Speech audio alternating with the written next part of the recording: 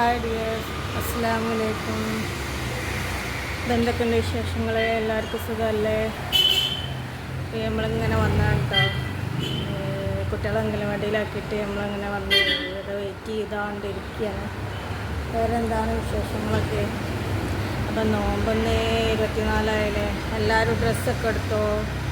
നമുക്ക് പിന്നെ ഡ്രസ്സ് എടുക്കാൻ പോകേണ്ട തിരക്കും കാര്യങ്ങളൊന്നുമില്ല. ഡ്രസ്സൊന്നും എടുത്തിട്ടില്ല കേട്ടോ. പിന്നെ അങ്ങനത്തെ ഒരു പരിപാടികൾ കാര്യങ്ങളൊന്നുമില്ല.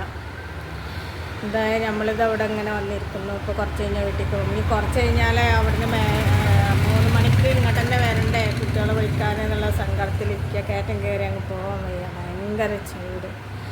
അപ്പം ഞാൻ എന്താ വേണ്ടത്, പോകണോ ഇരിക്കണോ എന്നുള്ള ഓരോരോ കൺഫ്യൂഷനിലാണ് കേട്ടോ മക്കളെ. എന്നുവെച്ചാൽ നേരം 12 മണിയായിട്ടുണ്ട്.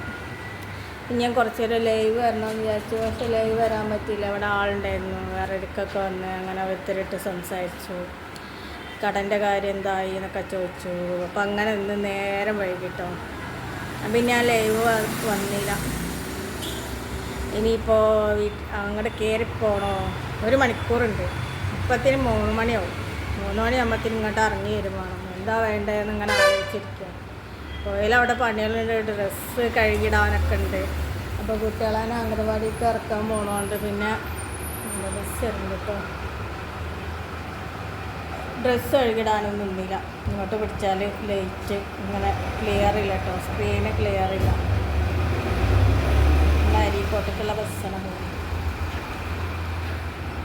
അപ്പം ഇനി ഞാനങ്ങനെ ഇരിക്കുകയാണ്, പോകണോ വേണ്ടേ എന്നൊക്കെ. അപ്പോൾ ചെറിയൊരു കുഞ്ഞ് വീഡിയോ എടുത്ത് നമുക്കണ്ട് അപ്ലോഡ് ആക്കാമെന്ന് വിചാരിച്ചാൽ അങ്ങനെ വീഡിയോ എടുക്കാൻ കേട്ടോ. വേറെ എന്താണ് എല്ലാവരുടെയും വിശേഷം? എല്ലാവരും ഡ്രസ്സൊക്കെ എടുത്തോ? നമ്മൾ കുറേ സബ്സ്ക്രൈബേഴ്സ് മെസ്സേജൊക്കെ അയച്ചിരുന്നു. അപ്പോൾ നമ്മൾ ഫോണ് കംപ്ലൈൻ്റ് ആയതുകൊണ്ട് തന്നെ എന്താ അറിയില്ല, കിട്ടുന്നില്ല. ഫോണ് നേരാക്കാൻ പോകണം, അരീക്കോടൊന്ന് പോകണം.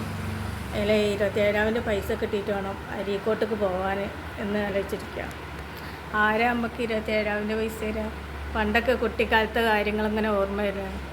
കുട്ടിക്കാലത്താകുമ്പോൾ ഇങ്ങനെ ഒത്തിരി തരും. ഇപ്പോൾ 27 പൈസക്കൊക്കെ ഇങ്ങനെ പോകില്ലേ, അതൊക്കെ ഒരു കാലമായിരുന്നു. 27 കുട്ടികളൊക്കെ ഇങ്ങനെ പൈസക്ക് ഇറങ്ങുക, ഉമ്മാർ ആരെങ്കിലുമൊക്കെ പൈസ തരിക, അതൊക്കെ രസമുള്ള കാലമായിരുന്നു. ഇപ്പോൾ അതൊന്നുമില്ല. ഇപ്പോൾ വലുതായില്ലേ, പ്രായമായില്ലേ. പക്ഷെ പഴയ കാലം നമുക്ക് മറക്കാൻ പറ്റില്ല അല്ലേ? 27 കാര്യമൊക്കെ. ഉമ്മയുടെ അനിയത്തികൾ, മക്കൾ, അടുത്തുള്ളവർ ആരെങ്കിലുമൊക്കെ ഇങ്ങനെ പൈസ തരുമ്പോൾ അതെന്തോ ഒരു ബർക്കത്താണ്. എന്നിട്ട് അത് കുറേ എടുത്ത് വെക്കും. ഒരു 100 നോട്ടാണെങ്കിൽ അത് കുറേ സൂക്ഷിച്ച് വെക്കില്ല. അതൊക്കെ രസമുള്ള കാലമായിരുന്നു. എവിടെയെങ്കിലൊക്കെ നമ്മളെ ബാഗിലോ നമ്മളെ ഡ്രസ്സിൻ്റെ ഇടയിലോ എവിടെയെങ്കിലൊക്കെ കൊണ്ടുപോയി ഒരു കവറിലാക്കിയിട്ട് സൂക്ഷിച്ചു ഉമ്മാർ കാണാതെ. അതൊക്കെ ഒരു കാലം. ഇപ്പോൾ കാലം